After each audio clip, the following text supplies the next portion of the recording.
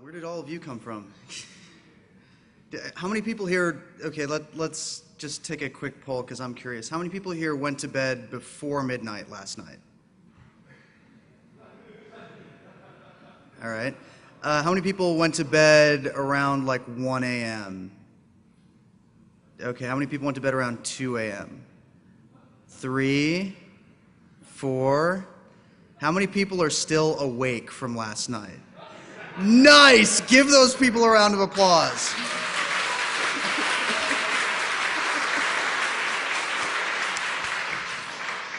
All right. Gee, I thought I was going to be talking to maybe 3 people. I'm looking to see, are any of the people that I was partying with last night? Anybody that was at McLennan last night? 1, okay. And yeah, guess everybody else is still asleep. They all said, oh yeah, we'll be there tomorrow. We promise, we promise, we promise. I'm like, no, you won't. And they're not. So good morning, everybody. I'm Nick Farr, and I'm here to talk about the future of everything. Just to give you a little preface of where I'm coming from, they asked me to give this keynote, I think, maybe a week before the conference was underway. And I wasn't sure what to talk about, so I asked Twitter, of course. I said, I've been asked to give this talk about the future of everything. What should I talk about? And of course, 90% of the answers that I got back were 42, which is not very helpful. So I said, instead of trying to come up with some grand unifying theme or organizing something really awesome, I'm just going to throw out 42 things about the future of everything. Unfortunately, for those of you who were paying attention earlier, I seem to have lost 37 through 42. So those last 37, 38, 39, 44, 42, 6 things will be crowdsourced. So as I'm going through these things, think of things to just throw out there, just a sentence, a word or two about something in the future of everything, and I'll try to talk about it for 45 seconds, which is exactly what I'm going to do with the rest of these things. The first sort of organizing theory that I came up with the 42 things that I was gathering throughout the course of the conference were, the more things change, the more things tend to stay the same. Thing number 1, in the future, there will still be bad code. There will still be bad memory leaking code. There always has been, there is now, and there always will be. Sorry. 2, one of the trends that we've seen, or at least that I've seen, I've noticed in my professional career, is that people in positions like mine love to collect data. They're just collecting more and more and more of it. They love throwing more sensors out there, more cameras, more report-generating daemons, more things like that. They love collecting and collecting and collecting data, but they have no idea what to do with it when they have it. The only really great example of an organization that's really good at collecting data, processing it, and spitting it back out in a useful way is Google. And that's about it. Even Oracle and all of these database companies that work in the corporate sphere are not really that great at pushing data back out in a way that's useful to everybody who's seeking information. They love collecting data, more and more and more of it, but they still haven't quite figured out how to use it. And the more data they collect, be it a national intelligence agency or a large accounting firm, they're still going to have problems doing something useful with all that data that they're collecting. 3, in the future, more and more content will be produced. More people will have blogs, more people will have their own web pages, people will start indie newspapers. The more people who become literate in the world, and global literacy is increasing. And because of that, more and more content will be produced. Unfortunately, the content will be crappier. That's just a trend that I think is unavoidable, that the more people who are writing, the more people who think that they have something to say, and the fewer editors that we have, as we lose things like newspapers, publishing houses, as the marginal cost of content decreases and there's less money to pay people to edit that content and act as gatekeepers, ensuring the quality of those sorts of things, the quality of content will continue to decrease as its overall volume continues to increase. Unfortunately, lolcats will not die. In the future, it will only get worse, along with other stupid memes in general. 5, privacy is a relic of the past. If you want to have this argument, we can have it outside, but I'm sorry, it's done. If people want to find out something about you, no matter what it is, given enough time and resources, they will find out what that is. The fact that they have many more tools to do so just makes, I believe, just reinforces my point that privacy is something people will choose to respect. It's not something that you have. It's not a right that you will continue to enjoy. That basically privacy's done. Old meme. Sorry. 6. Hackers will proliferate. Because the world is becoming increasingly reliant on complex systems that average people don't understand, they're going to call upon more and more hackers to come in, use these systems, manipulate them, and have people show them how these systems actually work, what these systems are capable of, what these systems are doing to our rights, what these systems are doing to the nature of our society. Hacking will become a competitive advantage. It will become a core competency. I was talking with some journalists about the cloud banking thing, and they tell me, what's this, why does hacking have to do with accounting? Hacking's going to have to do with everything in the future. And I believe hacking in general, as we know it, will become more important. Unfortunately, in the future, you're still going to die. There's no way around this. Sorry. And speaking of death, old memes. As the old song goes, my friend Travis from Tennessee says, things ain't like they once was. 8, profanity, old meme. Profanity is going to go away. Instead of saying WTF, we're going to say things like, what the duck. Just a trend I've noticed. Arbiters of taste, old meme. The people who tell us what's fashionable, the people who tell us what kind of art to buy, galleries, the people who act as these gatekeepers who say, this is what's cool, this is what's happening, all those people will go away in the future. Increases in communications technology, the ability of people on YouTube to go from absolute obscurity to people who are driving waves of 13 and 14-year-old girls to insanity in the course of 2 weeks. These sorts of trends indicate that the old arbiters of taste, the old arbiters of fashion, the old arbiters of culture and media are going to lose relevancy. That the power of each and every one of us to be able to influence how societies interact with their culture, to throw out trends there, what we wear, what we buy, what we consider fashionable, how we construct our identities, is something that's going to become something that individuals will have control of for a very short amount of time. And that I think the people who acted like these arbiters of taste are going to lose relevancy as more and more individuals empower themselves and have impact over the culture. 10, context in and of itself, I believe, is an old meme. What we're seeing right now, the big generational divides that I'm noticing, and I happen to sit, just because of my in my birth cohort, I'm sort of stuck between the Web 2.0 generation, the kids that grew up knowing computers and knowing the internet and not knowing the world before that, and the people who maybe at one point had a home telephone line in the United States. That I'm noticing that the people who are a lot older than I am and the people who are younger than I am are separated by the fact that the people who are younger than I am don't require context for anything. They can take a lot of disparate information and data points and find the connections between them and connect them all together. The people who are older than I am, if you throw a bunch of random data at them, they're going to be confused unless you put some kind of overarching theme or some kind of context or something like that to it. It's kind of like the difference between the way a 12-year-old will tell a story and the way a 30-year-old or a 40-year-old will tell a story. The 12-year-old will give you all of the irrelevant facts right up at the front and maybe occasionally get to the narrative and occasionally create some kind of story arc or get to it eventually or completely lose himself and start telling one story and end up telling another completely different story. All of his 12-year-old friends will completely understand what he's saying. The 30-year-old will be lost in about 1 minute and 45 seconds.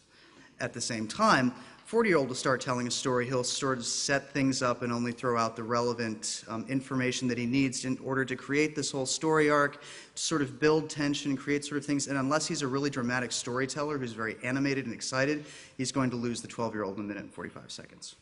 Just something I've noticed. I guess that kind of answers that. Linear narratives, old meme. People love stories. People in that younger cohort that I was talking about love stories that don't have a fixed start point, have a fixed end point. Everything is en media res. And that's the way that stories are going to be told in the future. They're not going to be things that have a defined beginning and a defined end. It's just stuff that happens. And then the whole context of linear narratives, I think, is something that's going to be lost the more we go into the future. Fixed realities are, I think, slowly going away and are becoming a thing of the past. Whereas perhaps at one point in time, when we didn't have to handle so much information, when the younger generations weren't born into situations where they're handling more and more and more information, using things like attention deficit disorder, not as a disadvantage, but as a way of processing mass amounts of information that are out there, using it as an evolutionary advantage, like Tim O'Reilly said at eTech a couple of months ago. All of these sorts of things and mass quantities and pools of information that people are extracting data from to construct the realities are leading us to a point where things like fixed realities, where something is observable as the truth from people standing from two different vantage points looking in, is something that I think is going to go away in the future. And instead of two people being able to look at one point and arrive at essentially the same truth at it, people are going to be bringing in a lot more disparate information, and even though they're observing the same particular point or the same particular reality, they're going to approach it and be able to construct many, many different realities using the same observational data points. You know, what that means, fixed realities, old name. Newspapers. Newspapers are dead. Get over it. They're gone. How they're going to evolve is something that I think is really cool and really interesting, but the average daily newspaper for an average town that comes out every day and has a special Sunday edition is, I believe, a relic of the past. Of course, it's going away in major cities in the United States. That impact is slowly going to hit smaller cities as populations age and people who are used to that sort of tend to die off, as people continue to get their news from the internet, as people continue to generate their own news, that a lot of the really great sort of reporting and notifying the public of things like corruption in city government, corruption at the national level, things that people are reporting and observing from a first-person perspective, you know, maybe passing on to their friends that are bloggers, picking and having other bloggers, you know, pick that up, spread that out, and have all these sorts of things that used to be the domain of reporters who had a fixed beat, who knew all of the players, who could tell when something was up and would report it through a daily paper, throw out an article out there, then all the other daily papers would pick it up, fill in the context and fill in all of the other missing things. That kind of reporting is a thing of the past. Are we going to see more weekly newspapers, things like the Village Voice, things like the Stranger in Seattle, very specialized, market-driven smaller papers that come out on a weekly basis like The Onion? Yes. Are we still going to see things coming out in newsprint distributed to a mass audience? Yes. But as far as newspapers as we know them today, they're dead. Old name. The future is now. These are sort of things that I've noticed, trends that we can see and observe, right now, things that aren't so far in the future. We can see, touch, and taste it. Is that me? Sorry about that. 14, voluntary surveillance. Quick little story here.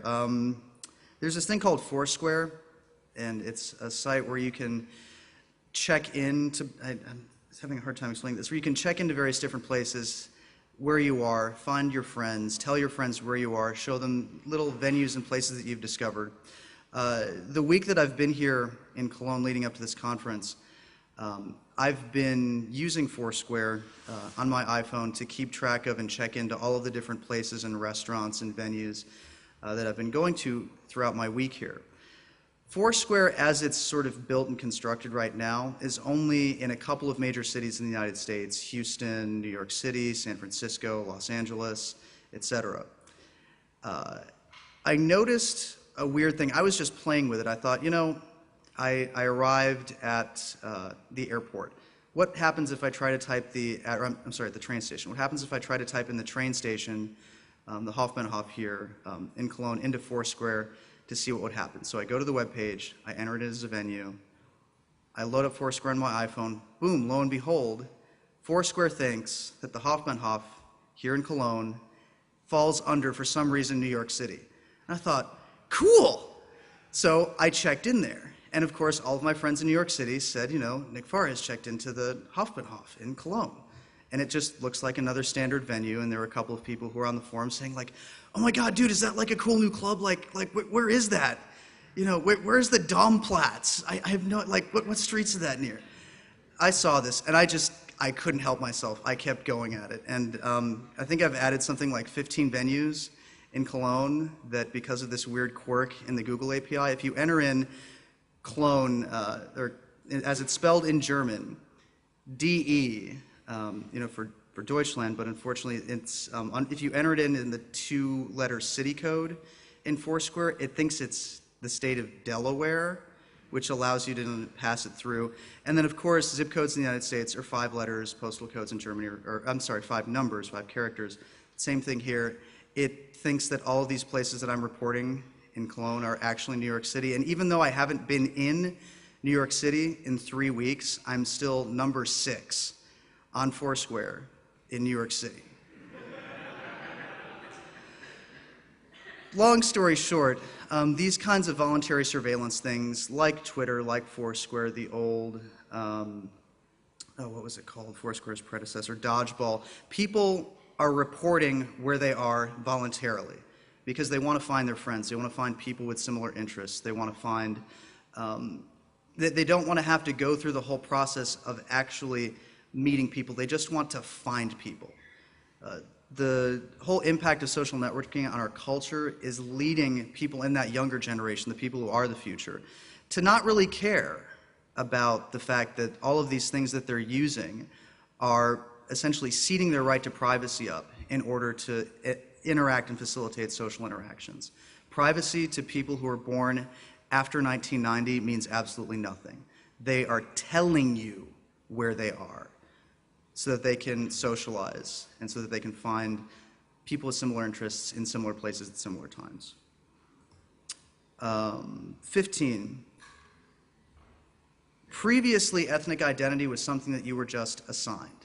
That the government would look at your ancestry, they'd look at the racial composition of your ancestry, and they'd, boom, say, okay, you are white, you are Bavarian, you are German, you are French, you are this, that, and the other, blah, blah, blah, blah, blah. Well, as the planet is sort of, the divisions between what cultures are, what ethnicities are, what nationalities are, and these sorts of things are starting to crumble, people are exercising a lot more choice in who they are as people and their ethnic identities. That people who are quote-unquote mixed race or who grew up in families from broadly different races are given the freedom and the flexibility to pick and choose different parts of the cultures that they inherited and construct their own ethnic identity. That being able to describe yourself in one word and assume one ethnic identity is something that's slowly slipping away into the future. And that at some point, everybody will essentially make a decision, what race or ethnic identity that they want to assume. 16, terrorists are getting smarter. There are more of them and there are more creative attacks. This is just an entropic effect, I believe. That as the world gets more ordered, as people get put into more ordered structures, as we slowly take a lot of disorder out of the world, and as new world hegemonies through massive corporate structures, globalization, things like the European Union, as the United Nations slowly grabs more and more power in certain places, people will tend to feel disenfranchised. People will not be able to claim the kind of sovereignty that they want through their national identities, and they're going to feel like they have no other alternative but to become terrorists. And as more and more people feel disenfranchised and become terrorists, they're going to get smarter, they're going to adapt more, and that unlike before, whereas you could call terrorists sort of freedom fighters, that they were fighting against in order to establish a new one, terrorists are just fighting the dominant order, not with any idea of how to establish a new one, but just because that's the only way that they feel that they can exercise some kind of power and control over their lives. The nature of what a terrorist attack is going to get more creative. It's not going to be things like bombs. It's not going to be things like mass casualties. It's not going to be trying to strike fear in the hearts of people that there's going to be some kind of physical violence inflicted upon them, but they're going to start doing things like turning off the lights for 45 minutes because they can, just to show you that they ultimately have some sort of control or form of power, and that those kind of attacks that we're going to see are going to be more creative and are going to be ultimately more terrifying than the standard typical violence that we've come to expect from the terrorist realm. How am I doing on time? Okay. 17. The other good part of that, more democracy. As we enter an information economy, as people have access to more communications technologies, as people become more well acquainted with how these communications technologies work, it's going to enable more and more democracy, and that's a good thing. People will have the tools at their disposal to make decisions and make sure that those decisions get put in to the mass decision-making pool that comprises democracy in more effective ways. And that, I think, is really awesome. And in general, people in the future will do more with less. This is just an overarching trend that we've seen throughout history. It's a post-industrial thing, work 2.0, energy 2.0, materials 2.0. People will, because they have to, find more ways of doing cooler things with less stuff. The other thing that's you can't really observe as a trend, but is coming down the line, we've seen it in industrialized economies, the world population will shrink. As standards of living go up, people feel they need to have fewer children, things like birth control come in, people have other things to do with their times aside from, procreate. And as we've seen in industrialized countries, this will slowly shift into second and third world countries. The world population in the future will shrink. I believe that people who were born, somewhere in the 1980s decade with their life expectancy will see a point where world population will peak and begin to shrink. Money. I think money as a construct, fiat money, will lose importance. As we slowly shift away from industrialized goods and the focus of the transportation, sale, marketing, creation, design of goods and physical objects that require the sourcing of capital and sourcing of materials and money to sort of create and exist, those sorts of things will tend to lose importance. That instead of controlling capital and transporting various fixed things, people will instead put more value on information. That as the marginal cost of goods and the transportation of goods and the production of goods and the design of goods goes down, the information that makes these sorts of things more efficient is what's going to be valuable. People who have access to information, people who can process information, people who can find trends in the future, people who can tell you how to do things in a much more efficient way through being able to handle information are going to be the people who are going to have control over the currency just like people who have control over money have it now. Being smart and being intelligent has always been important, that smart people have had a generalized tendency in the course of industrialized economies to be the kinds of people who become smarter, who are entrepreneurs, who have access to capital, but that sort of trend that we've observed in the industrialized economy and over throughout history is going to lose importance, at least under the construct of money. And people who purely have information, who manipulate information, who are good with it, while they may not be rich, are going to be treated and seen and respected as though as the rich, the people who just have money, are treated and respected now. 22, we will have to use less energy. This is just inevitable. We have fewer energy resources to call upon. We've extracted most of the fossil fuel from the earth that we can possibly use. Things like solar, wind, other forms of generating electricity, hydroelectric, these are fixed quantities. There's only so much that we can extract from our environment. And we have many more users. As China, India, the rest of the world industrializes, as their standards of living go up, they're going to demand the same kind of energy resources that we in the industrialized world use.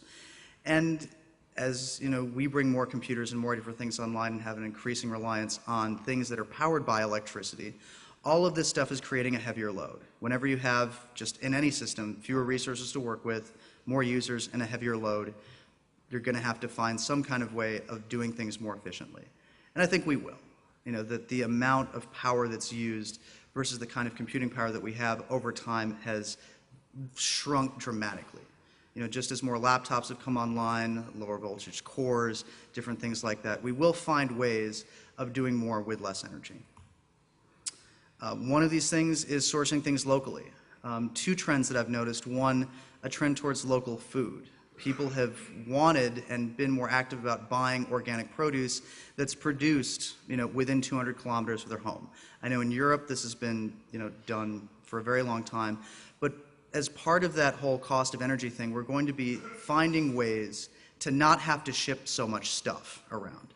We're not going to be getting all kinds of produce whenever we want it, because if it's not in season here, it's in season somewhere in the other hemisphere.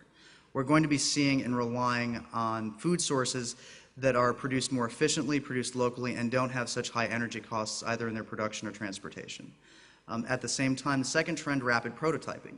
Instead of having to buy cheap goods that are manufactured cheaply in China and shipped and have a high energy cost, we're going to see people fabricating more and more of the things that we use in our lives much closer to our house.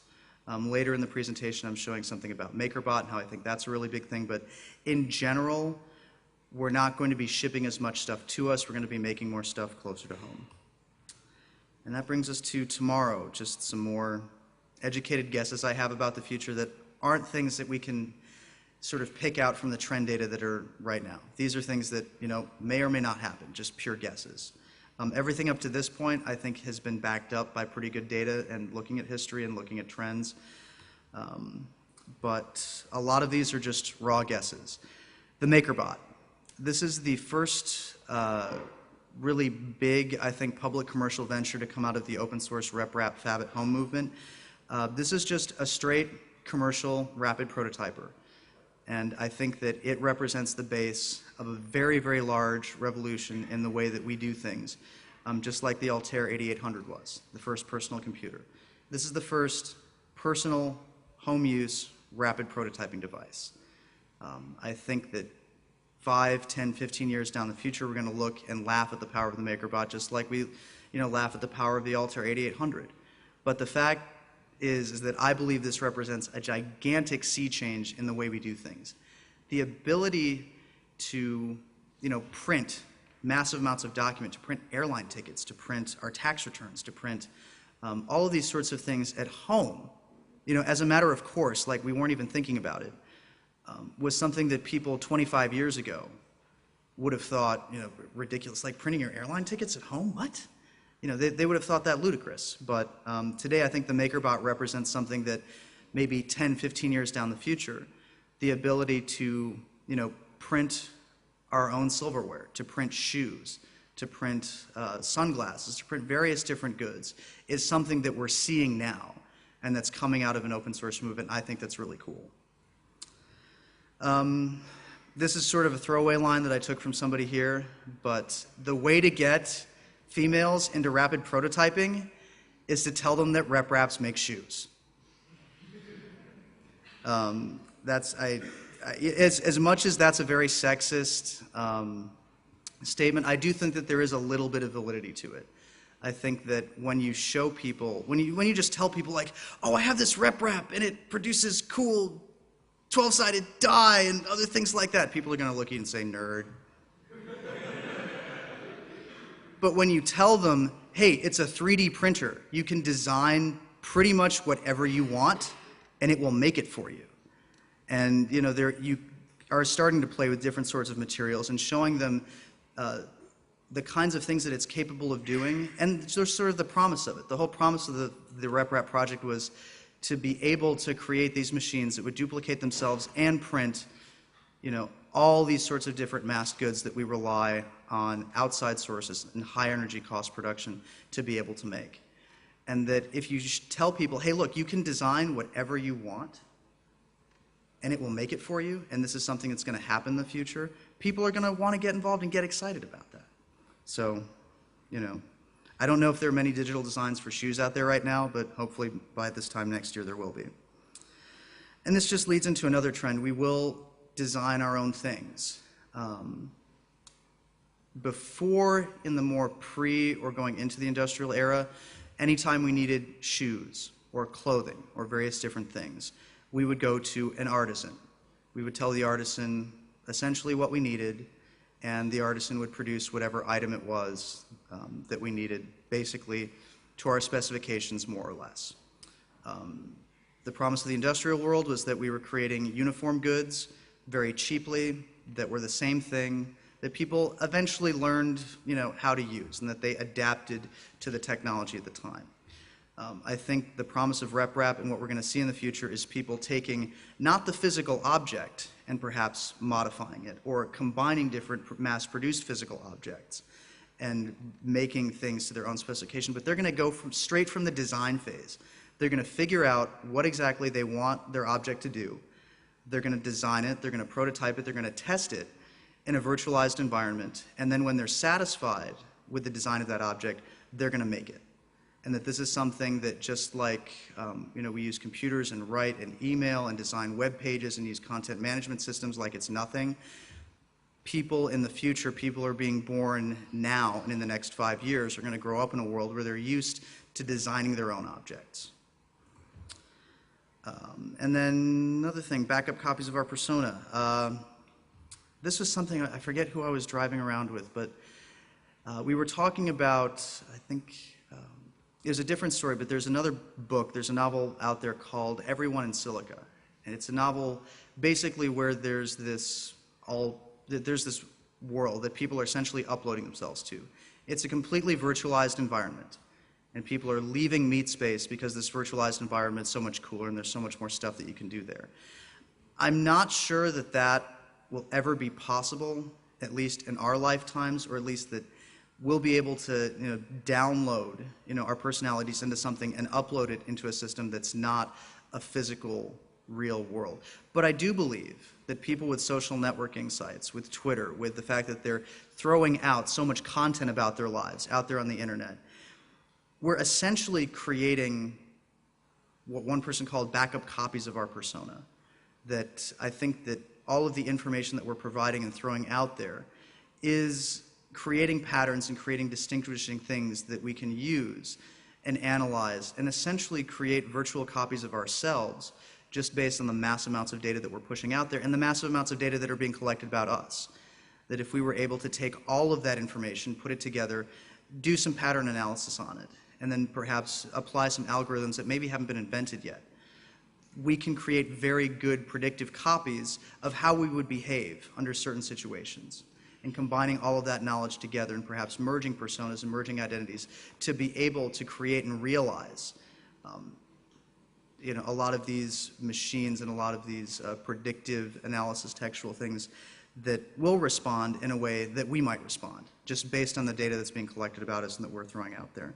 So I think the ability to copy ourselves, at least from a symbolic persona perspective, is something that we'll be able to see sometime in the next 20, 25 years. Symbolic interactionism, it would take me 15 minutes to explain what that is, but I encourage you to Google the term. Essentially, it's a way of looking at, this is an incredibly simplified explanation, but it's a way of looking at the world that's not trying to collect artificial data to represent a pattern that looks at a certain point, but just basically looking at data from an anecdotal perspective and saying, just based on how you think about the stories of how people act and how people interact in society, to be able to draw the sorts of conclusions that we draw upon the collection of statistical data today. So it's symbolic interactionism ++. The future will be more modular. This picture is a picture of the bug. It's a portable computing device that allows you to plug in a lot of different modules. It's completely open source. You can make your own modules for the bug. You can do all sorts of different things, combine things together. It's essentially a blank slate for you to throw all sorts of sensors onto, throw out in another area. It's cheap enough that you can drop it in an envelope, for example, with a motion sensor on it, and essentially draw data on how violent a shipping process in one part of a supply chain is. And with the GPS module that you attach to it, it will tell you exactly at what points in the shipping process things got to be particularly violent. You can attach Wi-Fi to it, throw it in an envelope, throw it underneath somebody's car, and have it just automatically war drive for you. The point behind the bug that I noticed is that devices that can't connect with each other, that can't be taken apart to some extent, reconnected, or made into something else, are slowly going to go away. That the idea of a single monolithic device that does essentially one thing or a limited subset of things that can't be taken apart, recombined with other things that are similar, other things that follow the same sorts of standards, are going to sort of disappear. The one exception to this, and the one annoying point that I think we could point out, is Apple Macintosh laptops with many, many different kinds of video adapters. The fact that every single new laptop that Apple makes involves a brand new connector is, I think, strongly symbolic of how annoying devices that can't be modularized in the future are going to be. Everything is going to have to follow specific standards. Everything is going to have to work with each other. And these things are going to have to be developed in the kind of marketplace that open source software is being developed in. 30, Microsoft will continue to exist. They're a very large corporation, and they're not going to go away anytime soon. Most of the money that they make today is made from the sale of software, and a lot of those sales are not controlled. They're pretty much attached to the sale of computing products, that computers have to have some kind of OS on them. People aren't smart enough for Linux yet, and so they still have a market. That market is going to start going away, and Microsoft's going to have to figure out some other way to make money. And they're working very, very hard to find out whatever that thing is. What that specific thing is could be any one of 15 things, which I don't think is worth getting into right now. But the point is, Microsoft is not going to sell software in the future, but they're still going to make a shitload of money. This is another cool idea that I just heard about from Tim. Is he? Yep, right here. The idea of the basic income. This is something I think is really cool, that in industrialized societies, instead of making everybody work, instead of essentially enforcing poverty upon people who are unable to do some kind of value-generating income, industrialized societies should just say, hey, look, everybody makes a basic level of income. You just get that, regardless. By virtue of the fact that you're a person, your basic needs, the amount of money that it takes to provide food, clothing, shelter, maybe go to a movie once a week or something like that, is just going to be provided for you by the government. Most people are going to want more than that. They're going to want to travel. They're going to want to go to conferences. They're going to want to have nicer things. They're not going to want to live, in a basic, small, little, tiny apartment. And so the incentive to work will still be there. The other thing is that this will start to appropriately price various different forms of really bad labor. People are not going to have to be forced to take crappy jobs. People who are janitors, people who are handling hazardous waste, people who are working at McDonald's, that a lot of those jobs that people take out of necessity will start to sort of slip away. And as the incentive to take those jobs, just because people need to have some kind of job to pay their rent, to eat, to do those sorts of things, that the pricing model for those sorts of jobs is going to start to increase. People are going to be paid more appropriately. And the demand for labor from places where people don't make as much is going to start to slip away. That if you want to really solve, at least within the EU, this whole problem of mass migration, people going from places that are a little bit lower on the economic scale, who are coming to places like Germany, Ireland, the UK, to take jobs that in those countries are considered minimum wage because they enjoy a higher standard of living. Instead, you're going to have people who are going to just have a basic income, who are going to remove themselves from the workforce, and then start to take these jobs that we're relying on immigrant labor to take because they're paid at a level that's appropriate for what's in the marketplace when you remove the sort of necessity behind work. I think the basic income is a really cool idea. If you want to know more about that, you can talk to Tim. I'm interested in talking with him more about it in the future, but I think that the idea of that sort of basic income, freedom from not just oppressive governments and things like that, but in the future, now that we have more democracy and more communications technologies, and that the cost of a repressive regime is much, much higher now and will continue to get higher as people communicate, become more literate, and have access to communications technologies.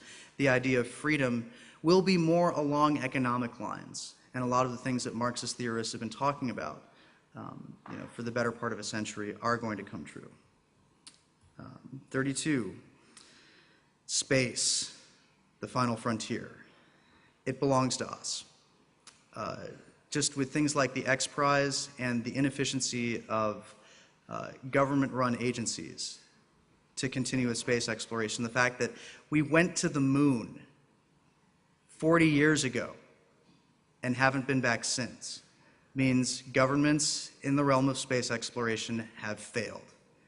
And that it's going to be hobbyists, it's going to be space enthusiasts, it's going to be hackers who are going to explore and conquer space. This isn't something that governments are going to be able to do. First thing about space is satellite internet. The more I hear about net neutrality and these arguments and ISPs becoming more restrictive, the more I think that hackers are going to find ways around it. One particular way, I honestly believe that we're going to have a satellite-based internet that people can't touch, that anybody can have access to, that will have an incredibly high bandwidth and be accessible from anywhere on the planet by 2020. Hobbyists are going to launch it. The kinds of people that are running ham radio satellites right now are going to be the people who are providing the technical expertise behind it, and that the notion of terrestrial-based internet is something that will go away and something that will be an antiquated notion to people who are being born today. Other thing,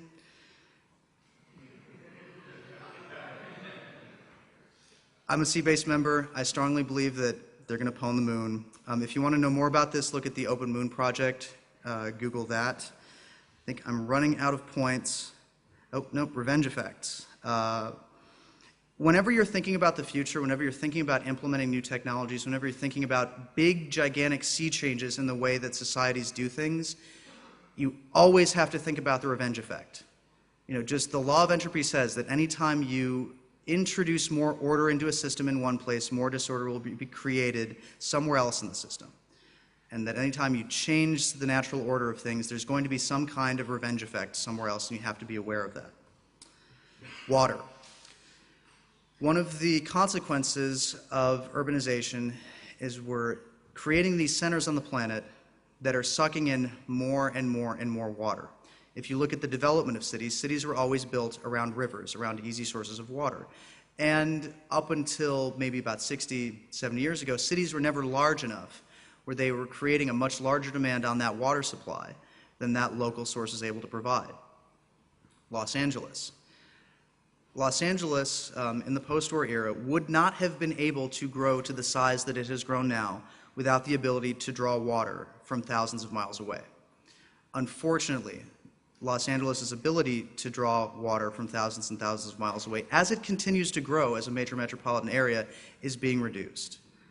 A lot of resource wars that we've seen in the past where people have maybe fought over access to forests or fought over coal or fought over major industrialized centers are going to be fought over water. A lot of us, when we think of water as a restricted resource, are thinking about Africa and drought and mismanagement and things like that. Wars and conflict and violence over water is something that will come to the industrialized world. We are going to see it, and it's not going to be pretty. Another problem with this is that because of certain cultural aspects, again, and I'm looking at Los Angeles, there's this notion of toilet to tap. People don't want to have and fight any kind of water system that takes fresh water that is essentially waste, be that waste from standard drainage systems or sewage systems. They can't think of the possibilities of using technology to fix and clean that water and pipe it back into the water supply. Right now, Los Angeles, other major cities are flushing all of that fresh water out into the ocean where it becomes salt water, and just wait for that salt water to evaporate, come up over land, fall as snow in mountains somewhere, fall as rain in reservoirs, and come back down and slowly filter out, when really we have the technology to much more efficiently clean that water, put it back out in the water supply. But the fact that people have a sort of cultural, a visceral reaction to the fact that that can't happen, are resisting those kind of technologies, are shooting themselves in the foot. 36. Unfortunately, one of the side effects that we observed during the Bush administration was that people, when they start losing control of things, when their lives start being controlled by more complex systems, when people who might not have the ability or the wherewithal or the cultural presence to try to understand the systems that manipulate and control their lives, people will find something else. People will become more spiritual. That the louder, I think, we see a lot of the voices towards a lack of faith in God, or the louder that we see people actually preaching atheism. Not people who are arriving at atheism because they've had bad experiences with religion or because they are logical people who can't see God in a scientific construct.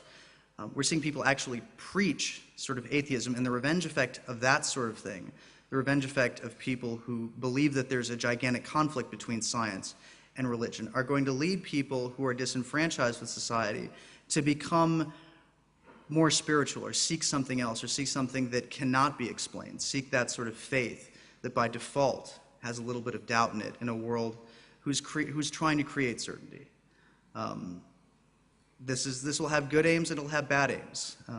People who are spiritual, people who are religious, tend to be benevolent, either for the sake of a reward in the afterlife or because that's the practice of what their religion calls upon.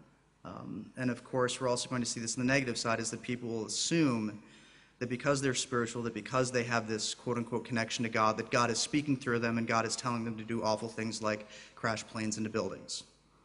Just a trend that I think we're going to see more of. And I think 37 through 42, I was just going to crowdsource, so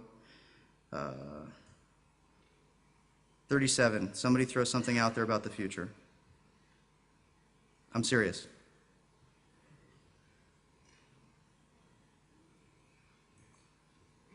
I mean, huh? Androids, okay. Zombie robots. All right, hold on, we've got a microphone. Zombie robots, pass this back to him.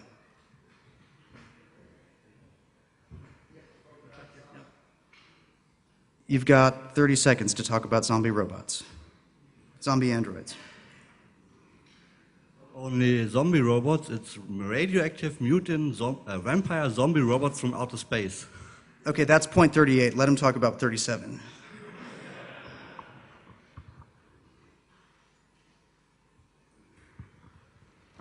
I believe that in the future we will see more complex systems that are actually going to walk amongst us. Like, as you've seen the bug is already a pretty complex system where you can just track your packages and how nicely it has been treated, and it's not going to be impossible that that bug is going to, in real time, report back to us what happened to our package. Now, that's just a small bug, but in future we will see androids actually talking to us. Excellent. Okay, we had point 38 over here, something about outer space, but I forgot what it was. Okay, specifically, just so I can get the name of the slide correct. It was radioactive mutant vampire zombies, robot zombies from outer space.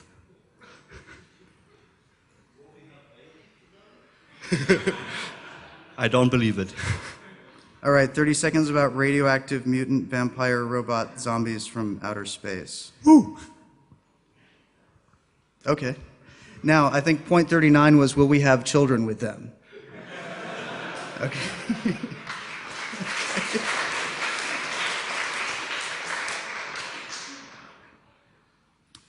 Does anybody have, well, actually, perhaps questions will arrive at 39 through 42 with questions. I do have actually, I believe, 8 minutes left. Yeah.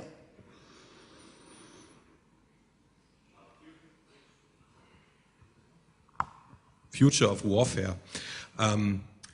We see a lot of asymmetric conflicts nowadays. If you look to Afghanistan, Pakistan, the Gaza Strip, and so on. And you gave us an interesting theory about terrorism.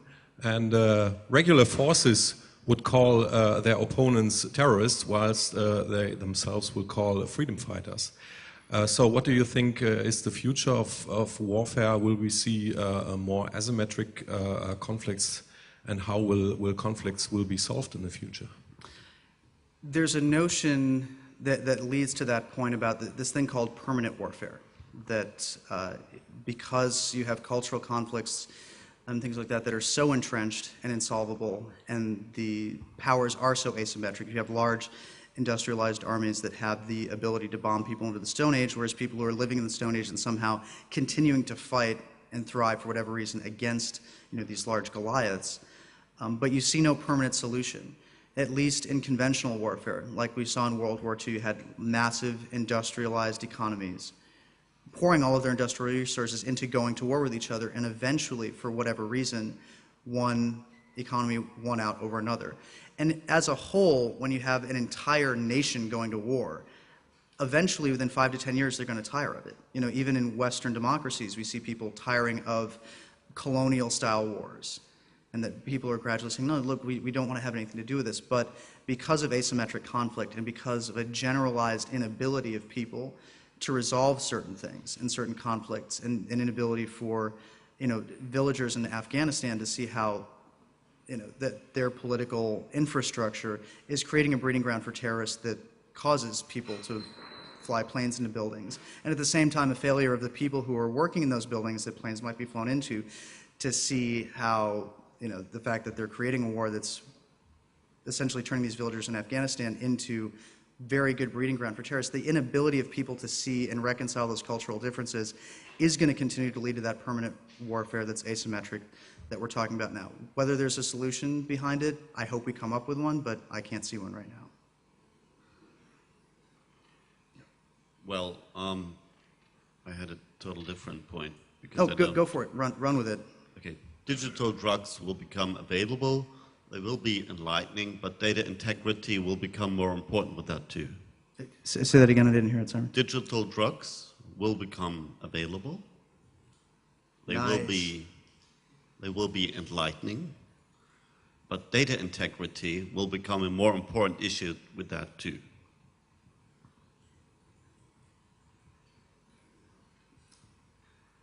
Sounds like a good point. Do we have, wow, okay. I agree. I don't really have anything more than that. Point 40.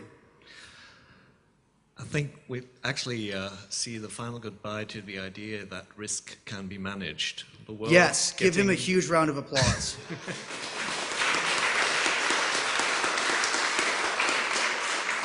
The world getting more and more complicated, and systems are getting more intertwined and interacting with each other. We're more and more in that country that Nicholas Nassim Taleb in his Black Swan book called Extremistan, and I think we're going to get used to the idea after all. I could not possibly agree more that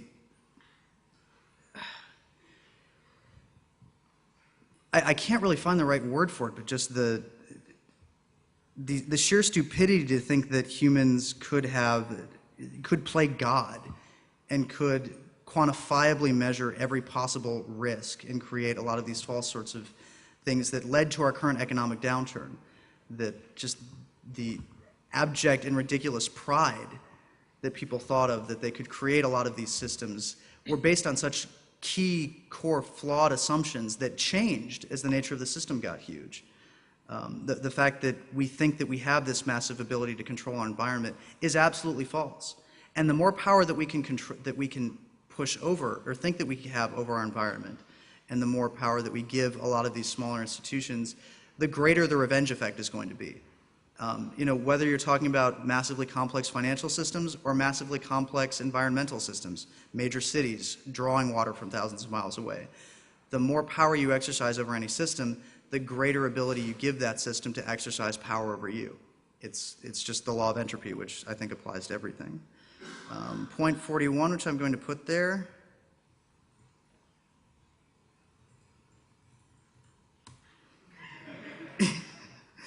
All right, and now finally, because I knew I wanted to come up with 42 points, point 42 is?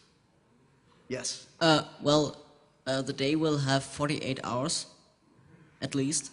It's more a question, because I was wondering how will people deal, you said crowdsourcing works, but still you were talking about so much things we will be able to do, and I think it was a lot about individualization of products, and I think it will become a problem to have the time to do this. We may not have the problem with materials, but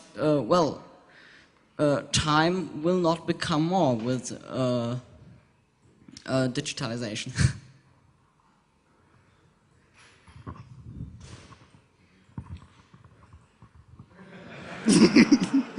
Okay.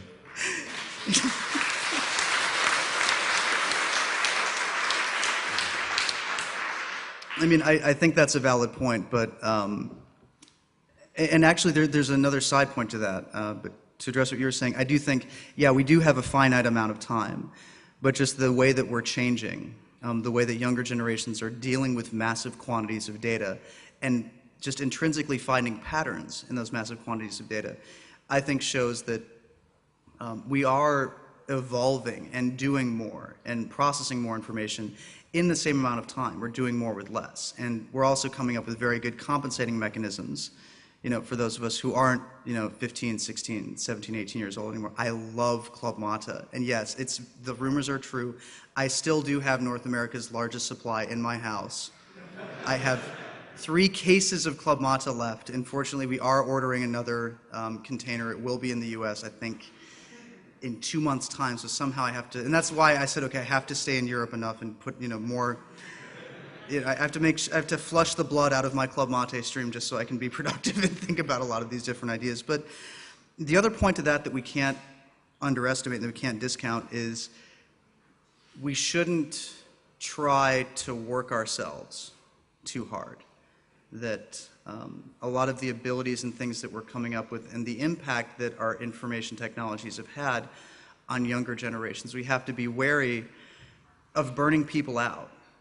That people who are seeing the new capabilities that are coming up are going to be tempted to use and abuse them, and we have to be very careful to find out what sorts of new kinds of play, and new kinds of leisure activities and other different kinds of things we can do with the abilities that we're generating, and not just purely use them for practical or purposeful ends.